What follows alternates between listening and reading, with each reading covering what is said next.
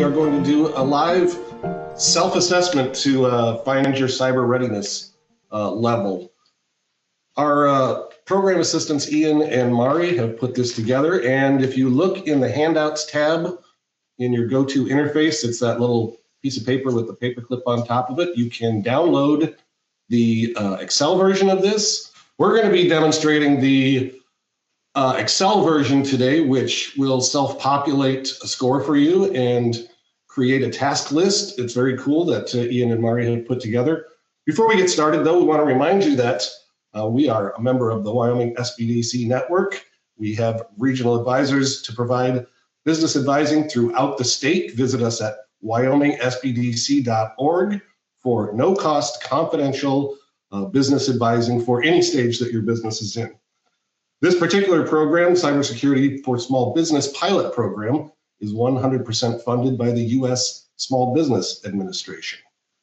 So we're going to dive right in. First, I want to have Ian and Marree kind of explain their methodology for how they put this together, what areas they decided to include, and what particular cyber readiness tasks that they included in here. So Ian or Marree, whoever wants to go first with a little explanation would be great. Yeah, I can start off. I think our main objective here is we wanted a good mix of both the human factor and also technical factors.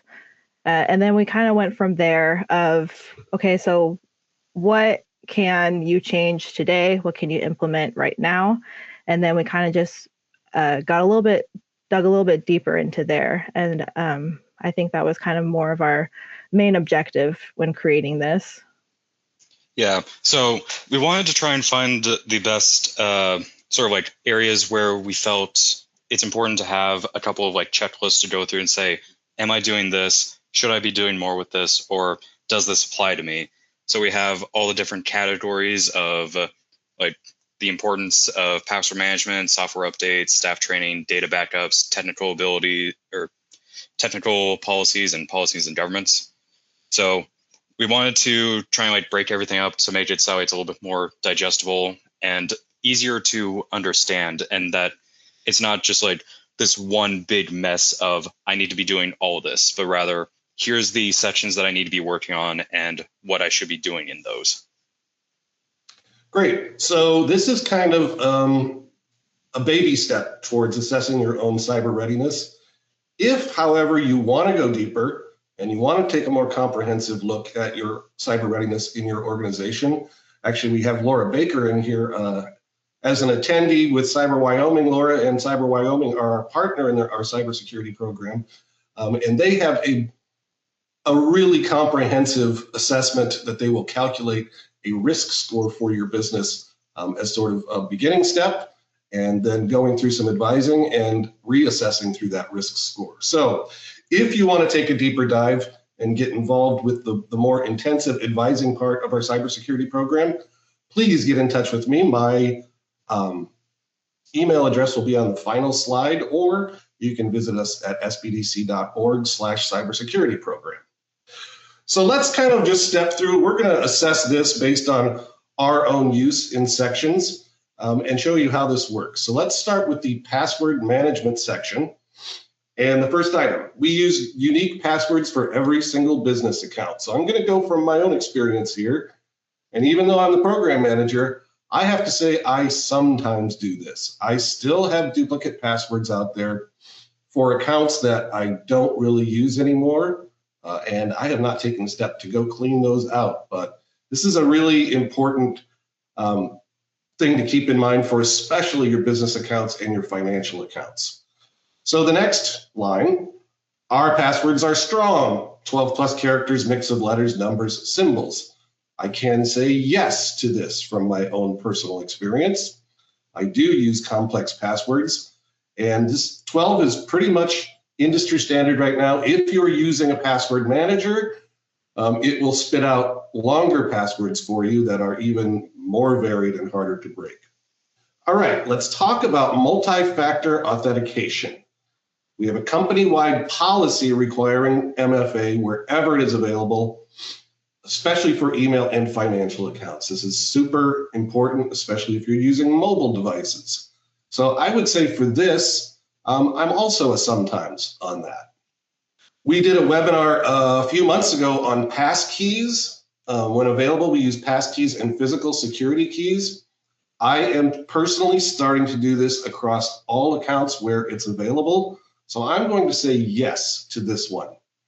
I really kind of resisted it for a while because I'm like, oh, this is another thing I got to remember. But actually, you can generate that passkey yourself, and it's a really easy thing to remember once you get used to using it. And then finally, my team uses a password manager. If you've been involved with any of our webinars throughout this entire program, we are really, really suggesting that you use a standalone password manager and not use your browser's password manager extension. It's just better encrypted, it's safer, and it's a better idea to use.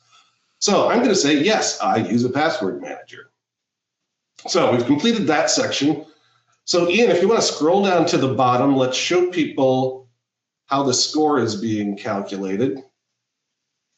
All right, so we've just finished one section, but I've already determined that I'm at a beginner readiness level because I haven't gone through all the sections yet. So we'll see how that shakes out when we get to the end of this. Now, if you would, Ian, click over to the to-do list.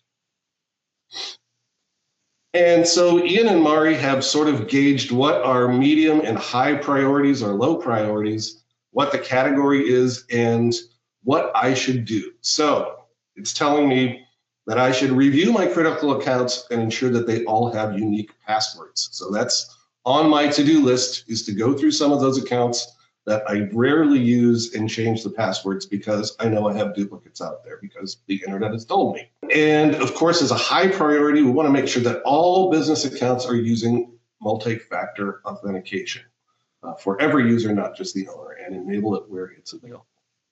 All right, so that's the password section. I'm going to hand it over to Ian here to walk through the next section, which is software and updates. Thank you, Paul. So here first we have our computers, smartphones, and tablets are all set to install software updates automatically. From personal experience, this is a yes for me, as it is just one of the basic things to have. You want to make sure that you get the updates on because they have important security protections as well as any potential hardware protections to update as well. Next, we regularly update all our business software, so Microsoft Office, LibreOffice, Apple Office, whichever it is that you use, the browsers, and any other important business software that you use. From personal experience, this is a sometimes for me, as for other things that I do, sometimes I can't update immediately due to projects or some other things. Next, we update the firmware on our routers, printers, and other office equipment. From personal experience, this is a yes for me, as dealing with routers and printers can sometimes be a bit of a headache, and trying to get them done as quickly as possible is always beneficial to try and make sure that nothing slips through the cracks and that you can just make sure it's all done immediately. Next, we uninstall software and delete associated accounts we are no longer using. So for me, I'm going to say that this is a bit of a no, because I always feel like I'm coming back to these accounts at some point when I really am not. And sometimes I will get lost and I need to make sure to have like a written down system of like, am I still using this? Yes, no, and go through and begin the process of deleting those accounts as well as uninstalling that software. Moving back down to here, we'll see that my score has been calculated again, and we are still sitting at the beginner level since we have not fully completed the self-assessment here. And then going over to the to-do list, we'll see that for the updating the software, run a software inventory this week would be what is recommended to me. Update any of the programs that are out there, especially anything that is web-based and PDF readers. And then for the uninstall, as we can see, this is a relatively low priority. This is just going to be for any accounts that are going to be like not particularly attached to finances or anything specific for the business. So review all installed programs and online accounts associated with the business. uninstall any unused software and close unused accounts and to reduce security risk. So now we'll go ahead and head back to the self-assessment, and Marree will take over for the staff training section. Great, thank you. Okay, so first one, all employees have received basic cybersecurity training. The pro here is simple yet powerful. A trained employee is your first line of defense. If someone on your team can spot a phishing email before they click it, you may have just avoided a very expensive problem. However, if that training was a one-time thing 3 years ago, it may as well not have happened. Cybercriminals change their tactics constantly, so training must be refreshed. For this one, let's mark yes, because we provide basic cybersecurity training, maybe as part of your onboarding process. And the next one, we keep employees informed on the latest social engineering tactics. Keeping your team in the loop, whether through a monthly email, a newsletter, or a 5-minute mention in your team meeting, means they're not caught off guard by the latest scams. The con is that if you are sending updates but nobody's actually reading them, you have a false sense of security. Make sure the format is one your team will actually engage with, and consider having at least 2 ways to get that information out. So like an email and also a poster hung up in the office. Let's also mark yes for that. Our next one, employees know who to report suspicious email to. When someone gets a weird email and they know exactly who to forward it to, you can investigate and respond quickly before anyone else clicks it. But if there's no clear person or process, what usually happens is the employee just deletes it and moves on, and a real threat goes unreported. Make it easy and make it safe for someone to speak up. So maybe you're just a small business of one person. So for this one, let's mark NA, or not applicable, because that person who I'd report the suspicious email to would be myself. All right, we have clear policies on safe internet use and handling data. Having a written policy means everyone is playing by the same rules. No one can say they didn't know. They shouldn't be saving a client data to their personal drive. The downside is that a policy nobody has read is just a piece of paper. If it was handed out at onboarding and never mentioned again, it's not actually protecting you. So for this one, let's just say no.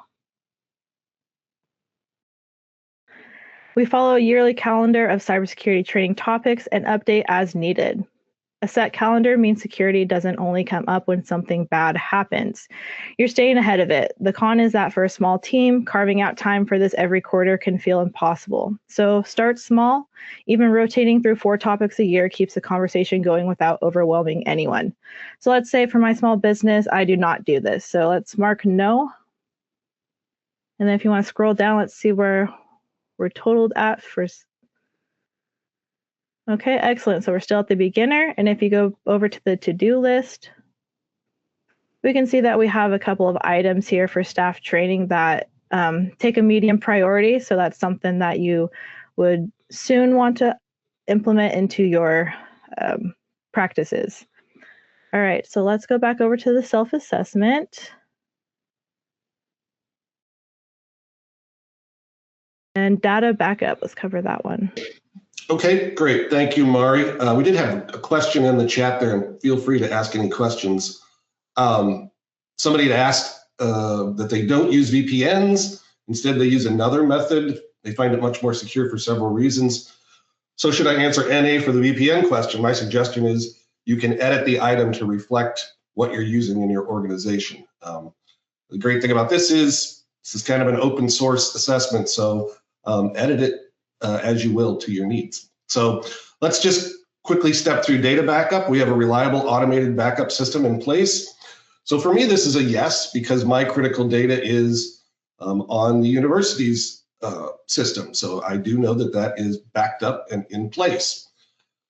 We regularly test our backups to ensure we can restore data. Again, I can easily say yes to this because I know that the IT department at UW is on the job there. We follow the 3-2-1 backup rule, at least 3 copies of our data on 2 different types of media with 1 copy stored offsite, like in the cloud.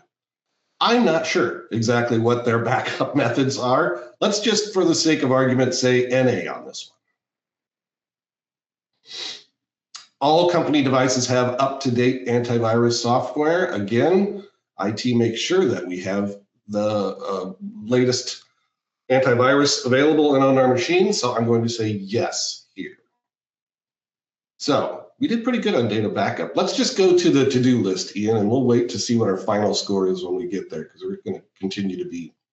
So I didn't have any to-dos on this one because I had an NA and all yeses, I think. So we're good. And I want to mention that Ian's showing this in Max Numbers program. If you look at it in native Excel, the format will be slightly different, but all of the content will remain the same. So Ian, I'm going to hand it back to you to tackle the policies and governance section here. Oh, that's actually my section. So. Oh, that's yours. All right. Okay. Okay, so we have a written administrative policy addressing appropriate access levels and company data. Think of it this way: if your bookkeeper doesn't need access to your HR files, they shouldn't have it. This policy makes sure people only get into what they actually need to do their job. The flip side is that if nobody's checking whether those access levels are still accurate, a former contractor might still have login credentials to systems they left behind months ago. Let's mark yes for that. We have a personnel policy defining individual cybersecurity responsibilities and termination procedures. This is a huge one and it's often overlooked. It covers two things: what each employee is responsible for while they're with you, and what happens when they leave. On the responsibility side, every person on your team should know what's expected of them when it comes to protecting company data, whether that's not sharing passwords, locking their screen when they step away, or knowing not to plug in a random USB they found. On the termination side, when someone leaves your company, do you have a checklist to make sure their email access, software logins, and shared drives are turned off the same day? Without a policy in place, you may have ex-employees, even ones that left on good terms, who can still log into your system weeks later without anyone realizing it. Let's also mark yes for that one. A document incident response plan exists and is reviewed regularly with staff. If your business got hit with ransomware tomorrow, would you know what to do in the first 30 minutes? An incident response plan gives you that roadmap, so you're not scrambling. But if the plan only lives on one person's laptop or in one person's head, and that person is unavailable during the incident, then that plan is useless. It needs to be accessible and practiced by more than one person. And if you are feeling overwhelmed creating this document, or you just don't know where to start, the Cyber Readiness Institute has some great templates and resources under their resources tab. And I will make sure to drop that link in the chat here in just a minute. And let's mark yes for that one as well. We have a formal documented cybersecurity policy that is shared with all employees. A formal policy puts everyone on the same page and gives you something to point to if a security issue ever becomes a legal or HR matter. A lot of small business owners hear formal policy and think it has to be a 20-page document written by a lawyer. It doesn't. A clear, plain language document that your team has actually read is worth far more than a polished one collecting dust in a folder. And let's mark yes for that one. So since we marked all yes, we won't have anything on our to-do list. So we're good to go ahead and continue to technical controls. So moving on to technical controls, our first section here is a VPN is required and in place whenever employees work remotely or connect to the company data from external network, such as home Wi-Fi, public spaces, or cellular data. And as Jim asked previously, you can modify this just in case if you don't actually use a VPN or you use something else that has a secure connection between your system. Let's go ahead and mark down a yes for that, as all secure connection it's better to have a secure connection using either a VPN, an SSL, or any other method that you can find than not having one. Company devices have firewall enabled and properly configured. This is just to make sure that nothing can be automatically downloaded to the computer just because a Google ad may have had some malicious materials in it, or you accidentally clicked on the wrong link to a website that tried to download something. So we'll also go ahead and mark yes here. Devices are encrypted, hard drive encryption to protect data if lost and stolen. This is mainly to try and make sure that even in case you are on a business trip or you are in a coffee shop doing a bit of work and you maybe forget your laptop or a hard drive, anyone who picks that up can't gain immediate access as they do not have the encryption key to get to access all the data. We will also go ahead and mark this down as yes. We restrict access to company data based on job role, principle of least privilege. So this is just to try and make sure that everyone cannot have access to everything else inside the company. So your workers don't have access to HR's file system, and any of the contractors or people that you may onboard don't have immediate access to, let's say, the CEO's personal file storage as well. So we'll go ahead and mark that down as a yes. Next, we have a formal device approval policy before new personal devices are connected to our network. This is mostly for the fact of we all have smartphones and we all use them a lot. Let's not beat around the bush for that. And we don't always know what is on all of our devices. So we may have accidentally clicked on something and it could have a bit of a malicious link inside of our device. And if we connect it to our business's network, that could potentially spread to everything else. So this is just a way for us to make sure that in case anyone needs to have a personal device connected to the internal business network, it is safe, it has been checked, and that nothing can gain access to anything else using this personal device. So we'll go ahead and mark that also down as a yes. And finally, we maintain a separate business-grade Wi-Fi network for guests that isolate them from the business system. This is mostly for any public-facing small business that you may have that can provide free Wi-Fi. We want to make sure that the business Wi-Fi and the free Wi-Fi that we provide are on two separate networks, to the point where we even have maybe two separate routers for them. So that way, no one who has access to the free Wi-Fi can potentially gain access to our business Wi-Fi. So for this, go ahead and mark this down as an A for us. Moving on to the final score tally, we'll see here that we are rated at an intermediate level with an overall score of 20.5. And this means that we're already at a pretty good sense of where we should be for our cyber readiness, with only a few things that we can look to improve upon or maybe change. All right, so let's take one last look at the to-do list. We answered a lot of yeses in the last few sections, so our to-do list didn't really grow too much, but we have a few items here that we can put on our list of things to tackle. Now, last month we did our webinar on cybersecurity insurance, if you were here for that. I think this tool would be a great way to sort of assess your company and provide it to your insurance provider and say, hey, look at all the stuff that we have in place, because they're going to want some documentation from you. And they're going to want to see your policies as well. As Marree mentioned, the Cyber Readiness Institute is a great place to get policy templates. Also, if you engage us for that longer term, deeper, comprehensive advising situation, part of that program is to create those policies, an administrative policy and a personnel policy.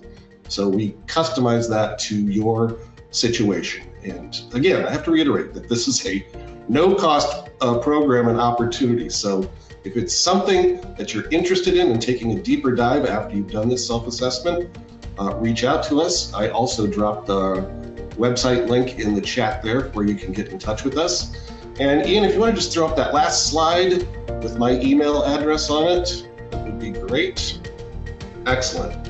And again, there's the URL for our website as well. Marree and Ian, thank you very much. I want to thank you guys for putting this assessment together and providing this tool for all of our clients to use.